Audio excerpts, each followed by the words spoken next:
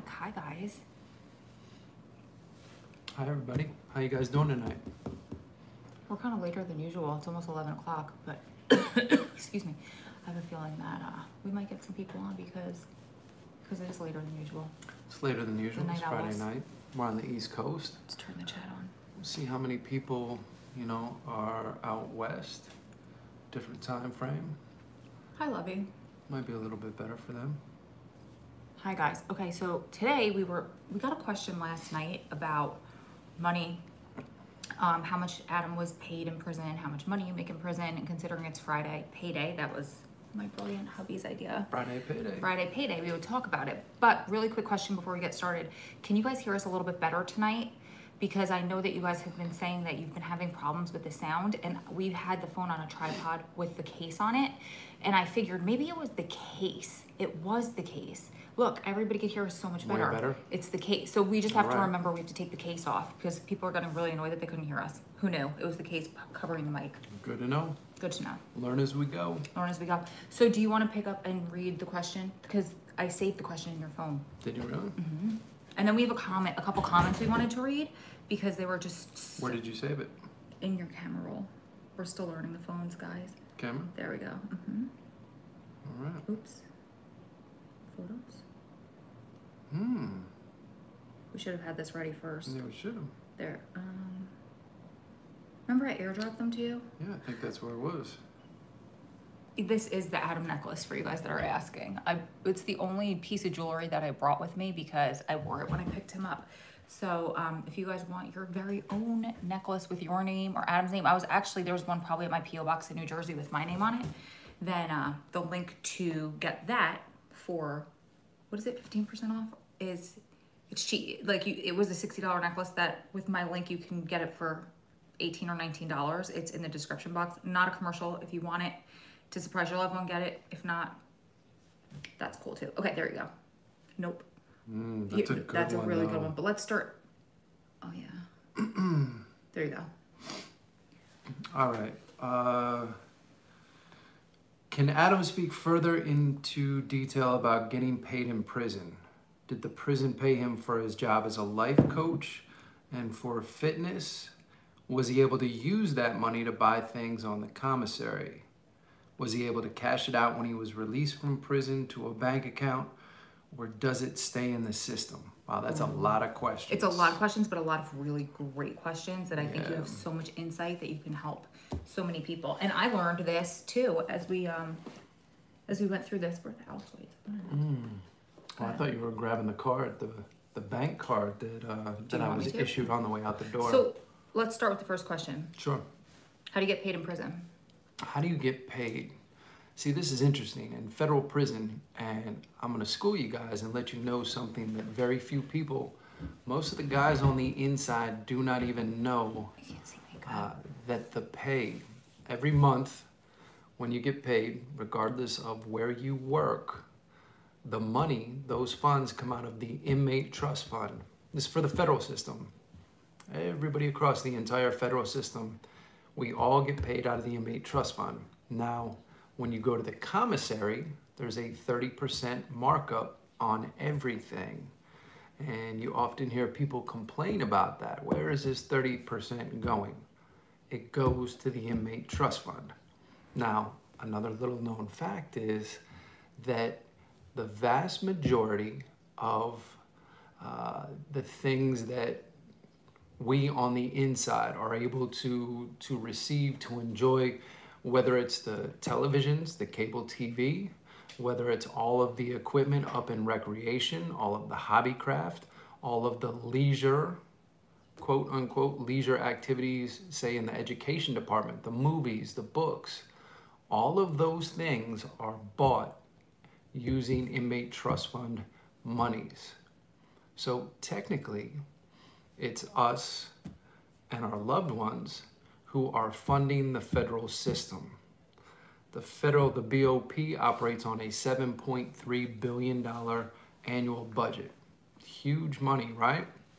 Well, the reality is that the majority of those funds on an annual basis go to pay salaries and pensions for staff. It's a very small percentage that actually comes back to keep the lights on, you know, safety and security of the facility, all of those things, but then to programs, to things that support us.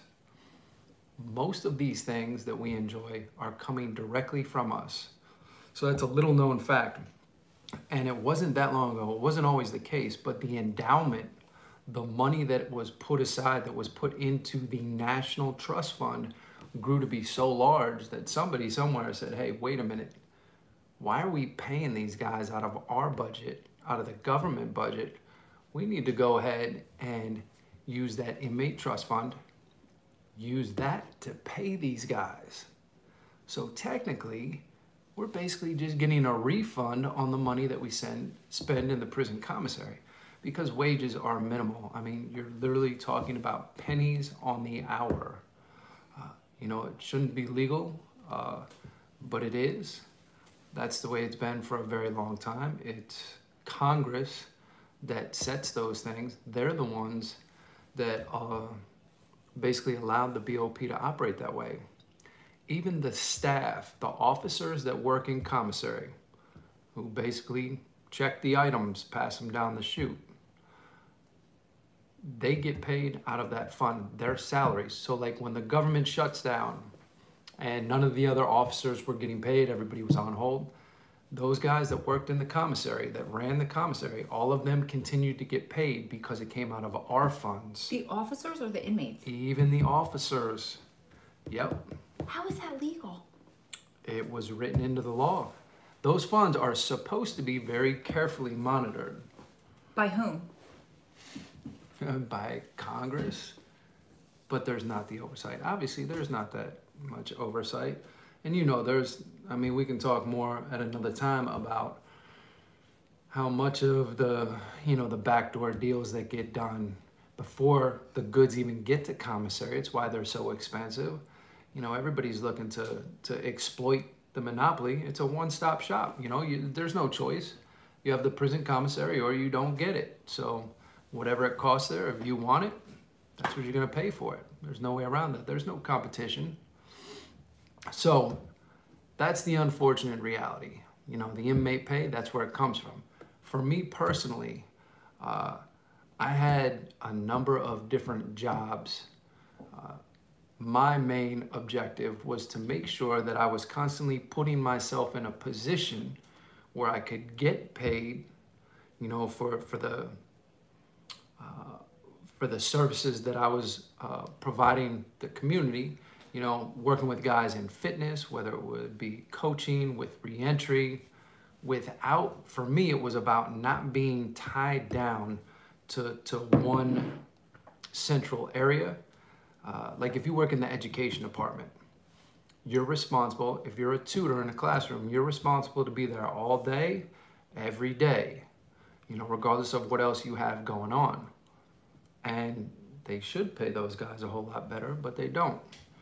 I mean, if you think $100 a month is a lot, that's the top paying job.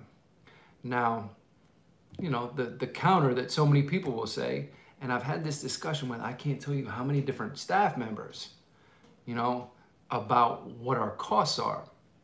The same teacher, staff member, who's making roughly $70,000 per year is balking at paying the tutor, the guy that's actually in the classroom, on the board, teaching the students day in and day out, you know, while the teacher is kicked back, feet up on the desk, you know, playing on the computer, surfing the net, shopping, you know, eBay, Amazon. That's what they're doing all day. They don't want to pay this guy $100 a month to be in the classroom, taking care of basically all their responsibilities, because they're of the mindset, of the belief that, nah, you got it made, you're in prison. What do you need? And they're not realistic about what our expenses are. Reality is, on a month-to-month basis, to shop at the prison commissary, you're gonna pay the same exact price for every item that's available as you would if you walked into a store out here. But you're not getting paid similar wages. So how do you support that? How do you buy your cosmetics at full retail price? You know, how do you pay for clothes that you have to replace on an annual basis? Because it's not realistic to expect guys to say, well, the prison commissary or the laundry department, they're going to provide you everything you need.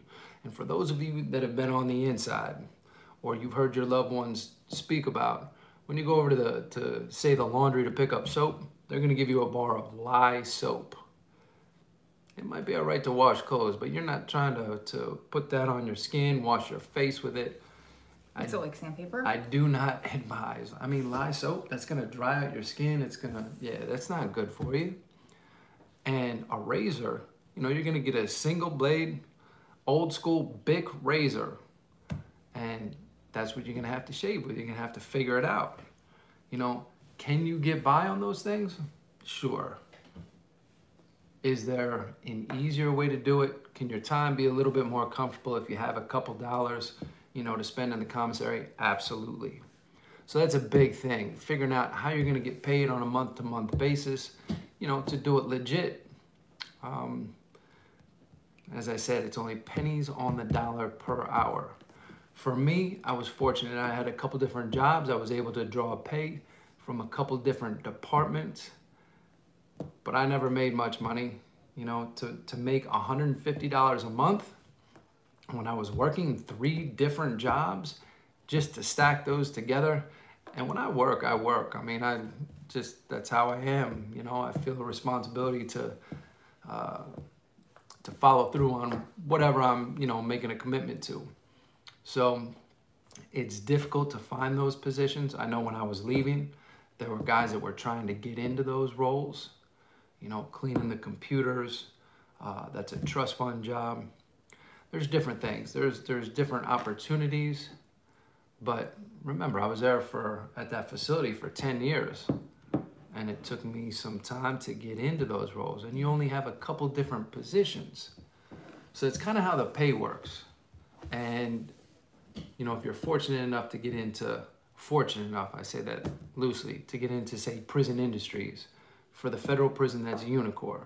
Your state prisons, they have different similar type programs where you're going to make still pennies on the dollar, but a little bit more because you're producing goods that are going to be resold, which, like Unicor, does all federal contracts, which means it's money that just circulates in the system. You know, you're not really spending anything. Again, it's just going to fund, you know, a cycle of money that's spinning around, creating jobs, not necessarily for us. The high-paying jobs are all for staff, for outside staff members. If we're being honest, it's social welfare for rural communities that were hard hit, you know, by various changes in economic development, you know, and these prisons were all built out in the middle of nowhere. Communities that were hard hit, that need an influx of money, put up a prison, create a bunch of jobs, you know, but then you got to fill those beds. That's how it works, you know, and with the changes that have been made ever since the First Step Act was passed, you know, the BOP, I mean, I've heard from a lot of BOP employees as they watch the population come down, they're nervous. Reality is, I mean, there's plenty of space. It was overcrowded. There were people on top of each other for many, many years. Those beds are not going to be empty. It's not like there isn't, you know what I mean, still overcrowding. It still exists. So anyways, back to the pay. Let's go back to that question. I kind of went off on a tangent there. No, but I think it was a good tangent. Now, I have a question too, or you want to go back to her question? Go ahead. Like, I know that, I mean, there are people who are not fortunate enough. I mean, we're so grateful for all the help that Adam had, that don't have that. They don't have anything coming in from the outside. So like you just said, all you have is lye soap and one blade. Oh my God, let me try again. A 1-blade razor. What do they do for money, or like commissary or those types of things? How do they survive? Because from what I understand, it's really hard to survive in there without anything at all. Well, listen, some guys are actually proud of it to a degree. And I'll say this for myself. You know, some guys are proud to say that they live off the land, that they don't need anything from anyone on the outside. Can you do it? Yes. But like we've talked about before, I mean, if you really want to be able to focus on yourself and make the most of your time in prison, you're going to need some support, because we are all motivated by unfulfilled needs. And if you don't feel like your basic needs are being met, you know, and with prisons, I mean, there's always issues over space, over getting, you know, getting your issue, getting what's supposed to be coming for you, the absolute minimum. So if you're constantly living in that state, just trying to get the bare minimum to get by, you're not really going to be able to focus on your higher level needs, on really focusing on yourself, becoming your best self. You know, you're educating yourself, being able to relax and focus on things that are far more important, well, seemingly more important. You got to get those needs met. So that's a big part of it. I can't find this picture again. Let me see. All photos. There we go. No. Okay, slide across. Wow, where'd you go? There you go. Yep. Okay, paying for his job as a life coach. Yeah, let me just clarify that. Even being a certified coach and a certified personal trainer, I never got paid technically by the prison for those things. I also did myself and some of the guys that I worked with, I did us all a disservice by feeling like it was necessary to step up and fulfill certain responsibilities, do things just because it was the right thing to do. And they took that for granted. Staff began to take that for granted, and they're like, well, if you're gonna do it, like, why would we pay you to do it? And I think that there was a little bit of envy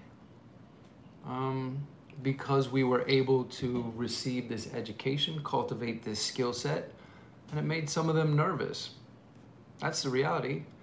And for the prospect of individuals like myself and others that were fortunate enough to get these opportunities, the idea of us going outside and being able to profit from the skills that we were able to acquire on the inside.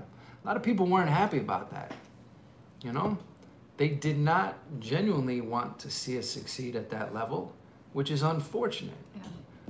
And that's counterproductive to, you know, everything that we were promoting, but it's unfortunate, that's reality. So yeah, I never really got paid for that, but I did gain a great deal from the experience, and I wouldn't trade any of that.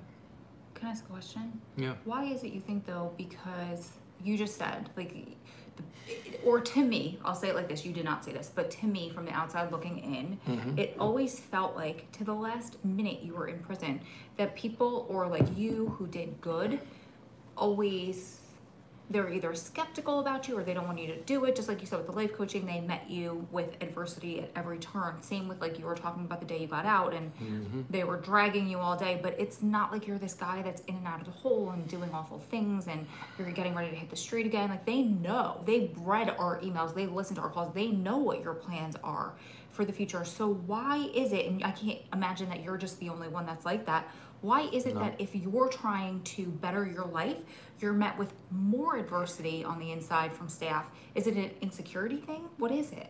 It's definitely, first and foremost, it's an insecurity. And I'm gonna say this, I think some of the training is so deeply ingrained that many of those on the other side, many of those staff members who express that, I mean, it's an open animosity, you know, constantly putting up some sort of unnecessary obstacle. I don't think they even realize, you know, where that stems from. Yeah. That it's their personal insecurity. You know, they don't want to see someone succeed, especially, I mean, think about it this way. If you're a person who is in a position where you're constantly putting your foot on someone else's neck, if you are oppressing someone else, you need to be able to justify why you're doing that to yourself, to the people around you, to the people you care about. I mean, if you go home at night and say, man, you know, there's really bad people, and this is what I do. I keep everybody else safe from them. That's the narrative, you know. Then you can say, oh, okay, well, you're doing something positive. That's good. That's, you know, I can get behind that. I'm going to view you in a favorable light. But when you can't rationalize it in that way, when you have individuals on the inside that are doing great things, that are, I mean, they're individuals with great integrity, with great potential, you see that, and there's a cognitive dissonance. Like, it doesn't match up. What you think and what you see are two different things. You can't rationalize it. So you say, oh, it can't be true. This guy's got to be, he's a fake. He's got to be trying to figure, somehow he's manipulating the system, you know, and that becomes the narrative. So, as I've told you guys already, you know, me being out, I feel a great weight of responsibility, you know, to be completely transparent, to show you guys this experience, but to also demonstrate, you know, that guys coming out of prison have great potential. They can do whatever they want to do. You know, you put together a plan, you get out, you follow through on it, and when you become successful, that becomes another example for all those people on the inside, all the haters, and most importantly for the guys that need it, that need to be able to see that it's possible. Because when you're constantly told that you're not worth anything, that you can't do it, you're never going to be anything, if you're inundated with that message every single day by the people who are expressing their own insecurities, they're putting their stuff on you, you know, eventually, man, that gets to you. So, go ahead. I think there's one more question within that question, and I know it, so you don't have to look it up. So but shoot.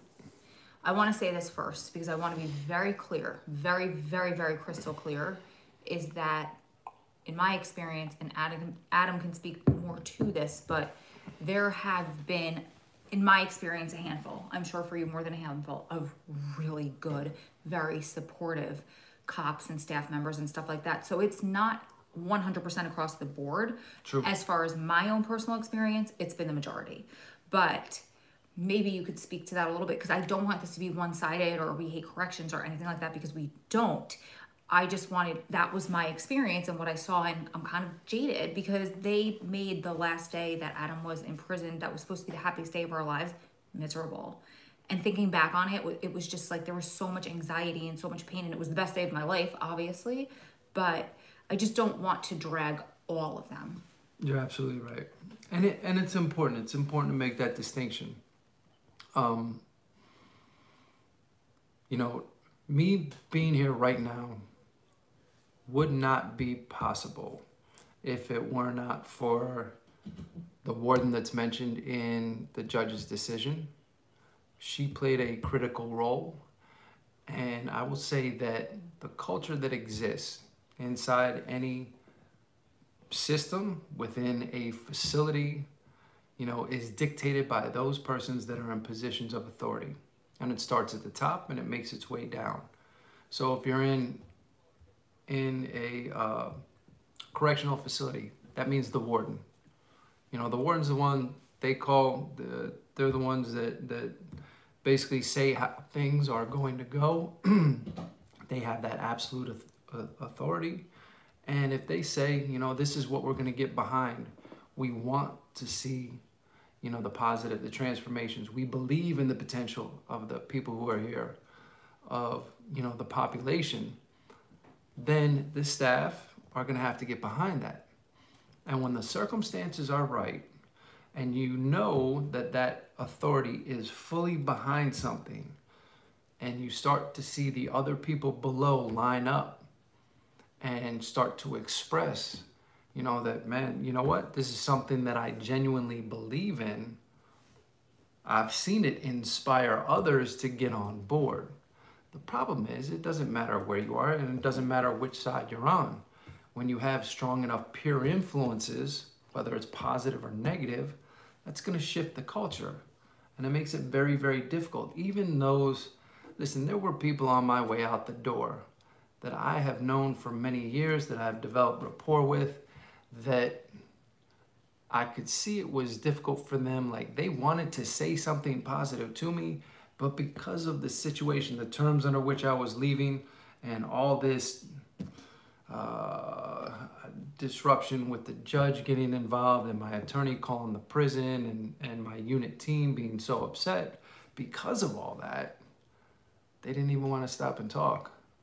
They were afraid to. They were afraid what their colleagues would think if they extended themselves to me. So they didn't. And for me, I just felt bad. And that's much of what it is. You know, it's hard to find people that have the courage to go against the grain. Mm-hmm. That's on our side. You know, I had to do my part to cross that line and stand for what I believe was right. And equally as important were those people in positions of authority who were willing to make that same stand. I think it's anywhere in life, though. It's pack mentality. True, 100%. You know, it's a difficult thing. We talked about the other day, do difficult things. Mm. You know, the easy thing, you know, generally isn't going to get you very far. That's how people get stuck in a rut of doing the same thing and leading a life of mediocrity and being unhappy with wherever they are stuck at instead of doing those things. Yeah. You know, Rita, we got a really, it's actually perfect backup or lead up to that comment that we got, but I think we should we read that now, or should we finish the money stuff? We'll read that now. Yeah, let's read that. Okay. And then if moderators, oh my God, why can't I speak tonight? Moderators, if you could do us a favor and just, if there are any super chats that need to be answered, first of all, thank you guys so much for the super chats. Oh, you guys are so generous. We love you so much. Thank you. I think the super chats from the last week's video bought Adam contacts today. So we were able to order some contacts online. So I can actually see the screen for the next few months, because he only has the one pair that he got from the doctor that will last for another week? About one more week. So you guys are so generous. We want to thank you for that. And that brings us to medical. One of these days we're going to talk about medical as well. We need to talk about medical. Between going to find a medical care on the outside, because we spoke to someone earlier today who's been trying to help a loved one get some much needed medical care on the inside. And I'm sure there's plenty of stories out there. I've got a ton of them through 20 years in prison.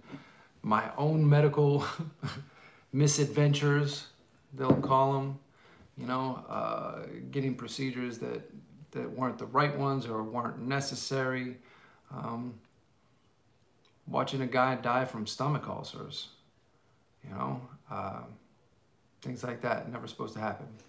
Medical, we'll talk about that another day, but I wanted to read this one because it struck us both last night when we were reading this. And one thing I want to be clear about, as much as, you know, I'm just going to give you my experience with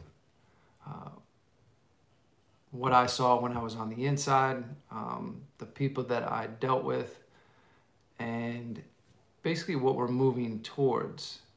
You know, there's different branches of the criminal justice system, and there's very little continuity or collaboration between those. And that's not how it's supposed to be, but that's how it is. And we believe that we are in a position to help bridge some of those gaps. And it's always been a goal of mine to do everything that we can to help bridge, especially the gap from inside to transitioning out. That's why we're headed to Vegas. Hope for prisoners.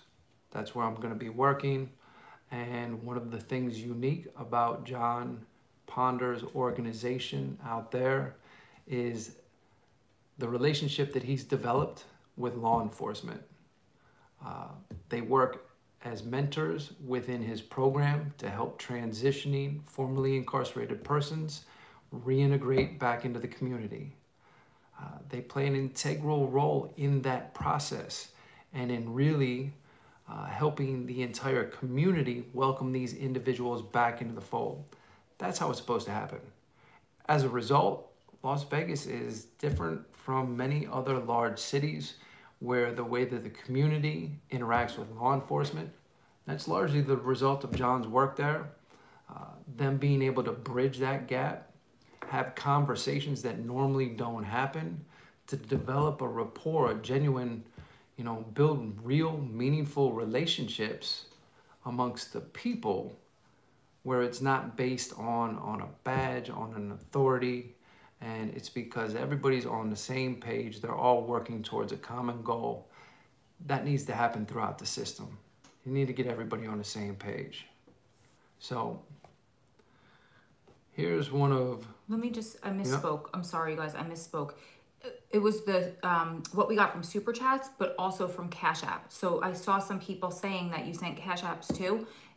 All of that together for the past couple of days went to the contacts. And for you guys that are asking, our CashApp is Mr. and Mrs. Claus 213, MRAND MRSCLAUS 213. I'm sorry, I didn't want to make anybody think that we are nothing more than or nothing less than completely grateful, and we appreciate everything. Yeah, because we did get some Cash Apps last night too. So you guys are amazing. No. And I saw that somebody said, thank you for putting that in there. I saw that somebody said that you like when we say where the super chats are going towards, and I'll continue to do that. We'll continue to do that, of course. Sure. Yeah. We got some Venmos the first day that went towards getting Adam clothes. He had nothing, absolutely nothing, before his friend donated some stuff. We didn't even know that friend was doing that. So prison clothes. I came home with prison clothes. Yeah. Okay, sorry. I'm not going to babble, but go ahead. And I'll tell you guys why I'm so tongue-tied tonight. You know why. All right. You know why? I work in... Here's the comment. Let me read the comment first. It says, I work in law enforcement. I was always pro-prison, pro-death penalty, and thought I would never change my mind. After working in law enforcement, I started to want to see the other side of the justice system. I came to your channel to hear your story and really listen with an open mind. I was shocked when I heard your story and Adam's story. I agree that he served his time and then some. I decided to leave this side of law enforcement and switch to prison reform. It's a combination of things that made my decision. It's a hard decision to make when my mindset has always been crime is black and white, with no gray area. I could not have been so wrong. Thank you for contributing to helping me see differently. Your channel has helped more people than just prison wives and family. I hope I can now make a difference in prison reform. I still love police, but things need to change. Wow. That definitely caught both of us by surprise. It caught our attention. We've been fortunate to meet and to build personal relationships, I'm going to say, with people in all aspects of the system. And I'm going to share something with you guys. One of the relationships that I developed early on when I first got involved with the reentry team at McKean and dealing with outside guests, individuals who come in. Now, we've had a number of U.S. probation officers, halfway house people, even law enforcement. We had Sheriff Tim Whitcomb come in and talk about his experiences with PTSD. Very, very powerful, very impactful. And it was something that everybody could relate to. I've been fortunate to meet and develop these relationships, one of which was a U.S. attorney, a prosecutor, which, you know, for guys in prison, you're like, man, these are the people that they're the enemy. They hate us. It's win at all costs. And unfortunately, the way that the system, it's not the way that it was set up, but the way that it currently functions, it is about wins and losses. But in sitting down to speak with this man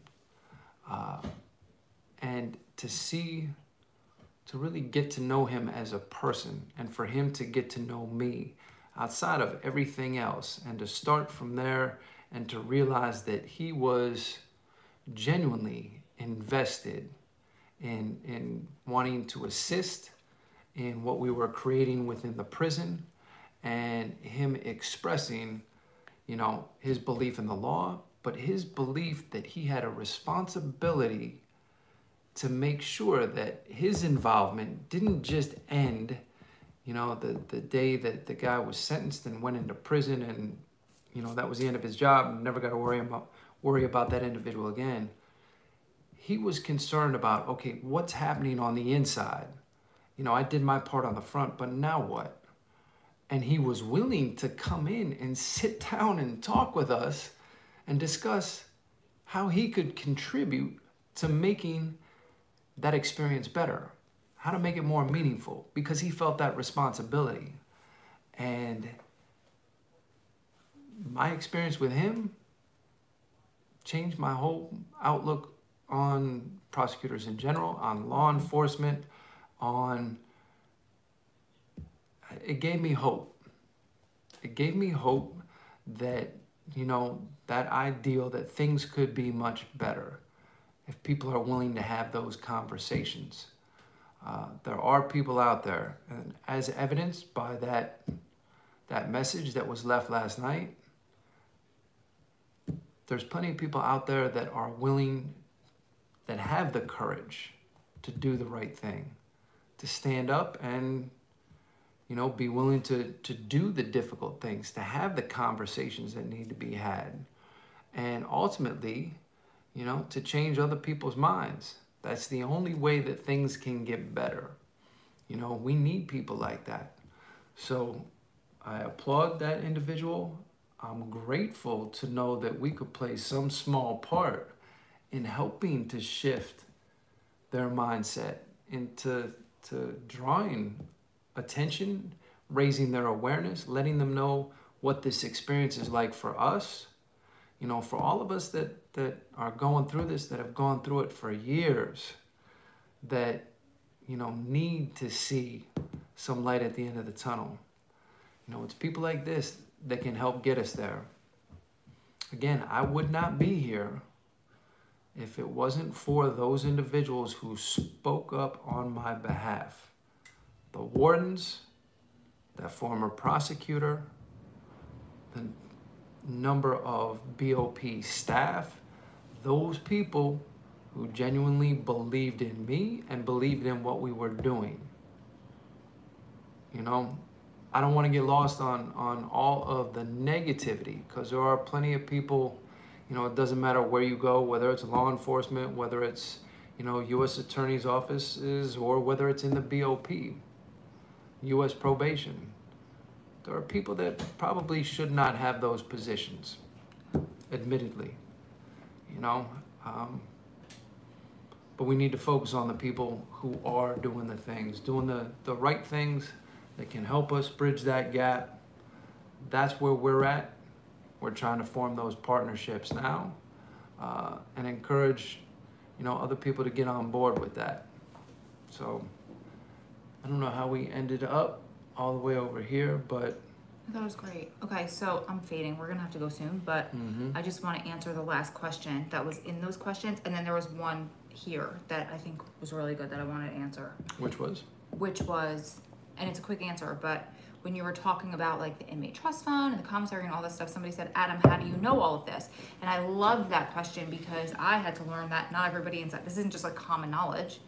yeah. You took the time to study this.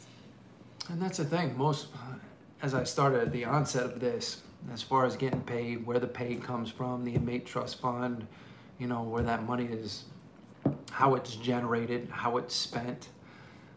Those were things that I took an interest in, because I was one of the guys who had a life sentence, was going to be around for a while. And I just looked around and things didn't make sense. And instead of just accepting, you know, things the way that they were, I said, man, it's part of the way my mind works. Like, I need to know how things work. I'm not content to say just because. That's the way it is. That's always been that way. No, I need to know why. And you know, if something seems off, like I'm gonna try and figure it out. So I invested a lot of time. I made a lot of people uncomfortable. You know, people don't want to admit that.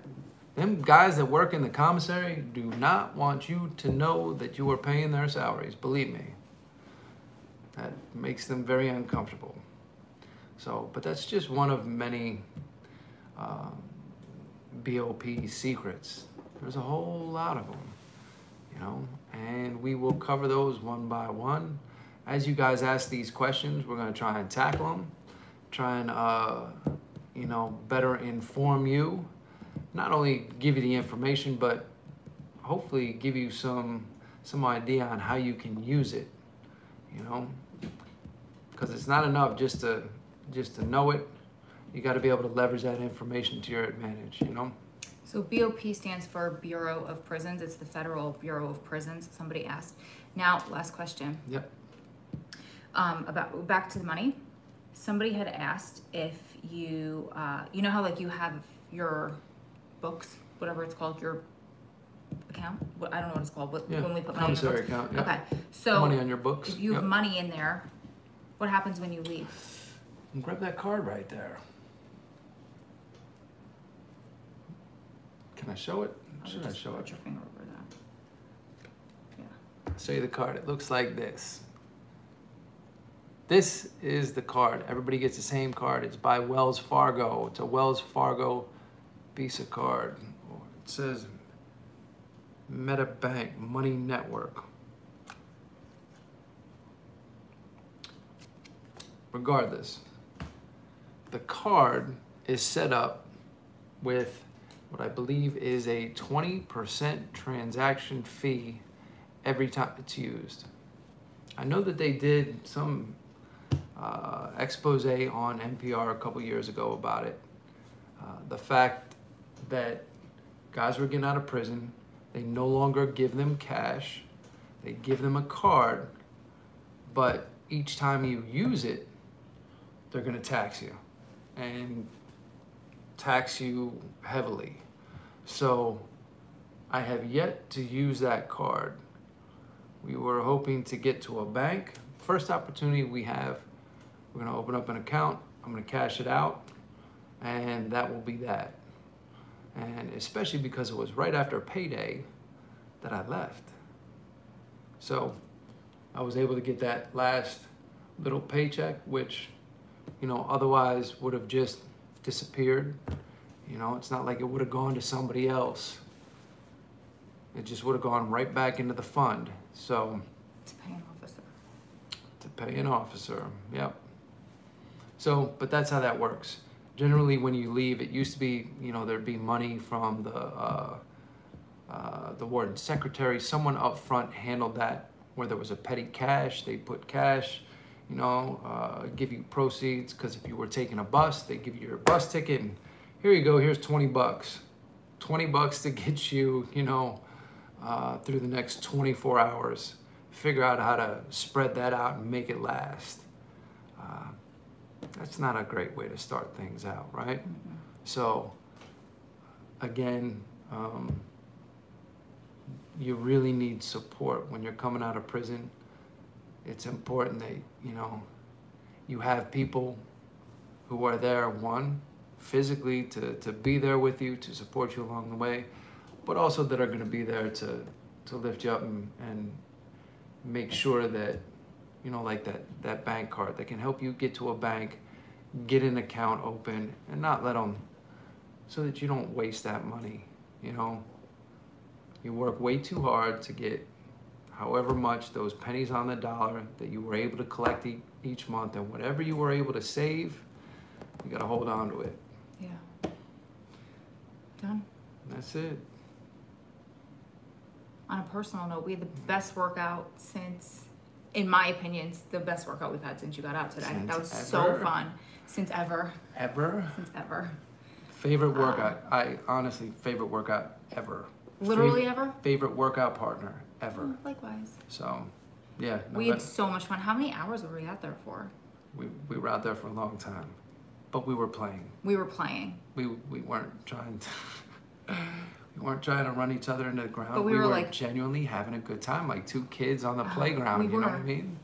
Literally. And when you see the video, you'll see what we're talking about. It was like being on an adult playground. Yep. So much pretty fun. cool. But we're beat. So I just wanted to throw that in since we're like vlogging everything that we've done. We're doing every day afterwards. That was really fun. We're gonna try and keep doing it, you know, on this schedule. It's definitely gonna be every day, but we're looking to incorporate some of those things, give you guys some of the behind the scenes. You know, as you ask these questions, I'll give you my insights. I happen to have seen a little bit more of what goes on behind the curtain because of the work that I was doing, taking the time to really invest in learning how the system works.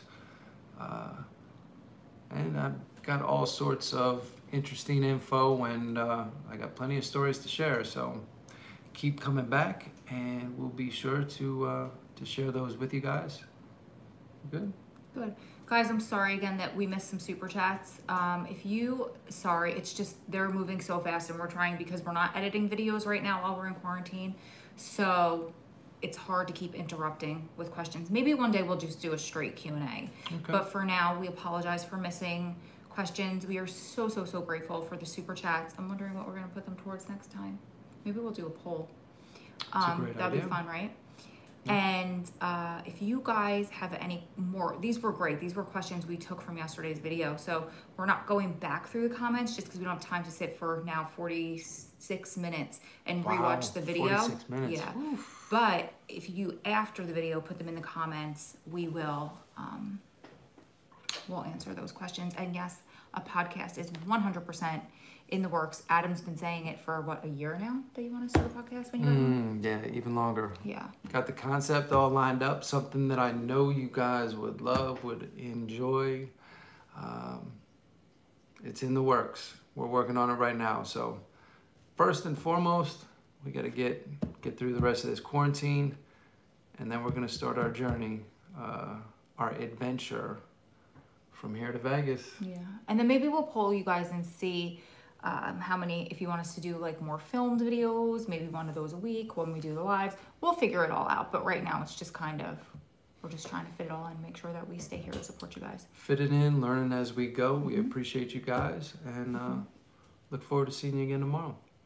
Good night, guys. Love you guys.